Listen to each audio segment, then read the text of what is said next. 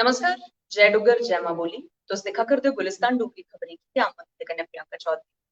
Dengue दा कहर है जेह्ड़ा वो इक बारी परतियै जम्मू कश्मीर च दिक्खने गी थ्होआ करदा है क्योंकि बरसात दा मौसम शुरू होंदे गै डेंगू दा डंक दा कहर है जेह्ड़ा ओह् बी कुतै ना कुतै पनपने दी स्थिति है जेह्ड़ा ओह् बनाई लैंदा है। इस्सै गित्तै जम्मू च अजें तक्कर डेंगू दे जेह्ड़े 6 मामले न ओह् दर्ज करी लैते गेदे न। हालांकि मरीजें दी जेह्ड़ी हालत है इस बेल्लै स्थिर बनी दी है, कुसै चाल्ली दा कोई बी परेशानी दा कोई गल्लबात नहीं है। उंदा इलाज जेह्ड़ा ओह् फिलहाल जेह्ड़ा अस्पतालें च चला करदा है, लेकिन फ्ही बी जम्मू दे हेल्थ अफिसर डॉक्टर कस्तूरी लाल होरें जानकारी दिंदे होए एह् जरूर गल्ल गलाई है कि डेंगू दे बचाव गित्तै जेह्ड़ी बी प्रिकॉशनरी मेजर्स गला करदे न ओह्दा इस्तेमाल जरूर करो। कूलरा च पानी जेह्ड़ा जमा होई जंदा, लोक उसी कड्ढदे निं बाह्र। सारें कोला पैह्लें ते हर घर दी इक्को क्हानी ऐ कि इसी संजीदगी कन्नै लोक नेईं लैंदे ते डेंगू दा मच्छर जेह्ड़ा उत्थै पनपना शुरू होई जंदा है ते एह्दे पर थोह्ड़ा खास ध्यान दित्ता जा ते जिन्ने बी बाकी उपाय न उंदा बी उ'नें कुतै ना कुतै ब्यौरा दिंदे हुए गलाया कि अपना बचाव आपूं करो। फुल कमीजां पाओ, फुल पैंट पाओ, निक्करां पाइयै घरै थमां बाह्र नेईं निकलो क्योंकि जेल्लै कुतै ना कुतै तुस अद्धे कपड़े पाइयै बाह्र निकलगे, निक्कर दा उपयोग करियै बाह्र निकलगे जां अद्धी बाह्में आह्ली कमीज पाइयै बाह्र निकलगे ते कुतै ना कुतै मच्छर जेह्ड़ा डेंगू मच्छर ऐ ओह् तुसेंगी अफेक्ट है जेह्ड़ा ओह् करी सकदा है।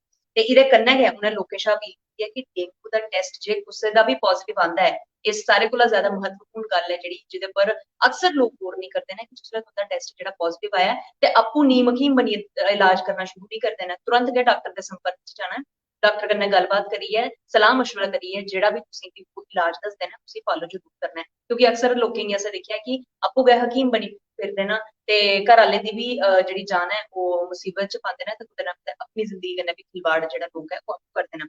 ते इस गल्ला दा ब्यौरा दिंदे होए हेल्थ अफसर इक बारी परतियै गलांदी न बड़े अच्छे तरीके कन्नै इक ब्यौरा दित्ता कि किस चाल्ली कन्नै तुस अद्धी बाह्में आह्ली कमीज पाइयै अद्धी बाह्में आह्ली कमीज पाइयै घरों थमां बाह्र निं जाओ, निक्करां पाइयै घरा थमां बाह्र निं जाओ ते घर च खास तौर पर कूलर है जेह्ड़ा ओह्दे च पानी जेह्ड़ा हून ते ओह् कूलर होई गे, छोटे बर्तन होई गे जां बाल्टियां होई गेइयां, किसी भी किस्म दा कोई बी घर जेह्ड़ा कोई बी पेदा ऐ कोई चीज पेदी ऐ ओह्दे च पानी किट्ठा निं होना चाहिदा।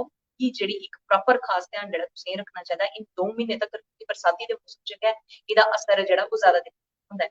फिलहाल अ'ऊं बी तुं'दे कन्नै इस अपडेट गी सांझा करना अपना दायित्व समझेआ।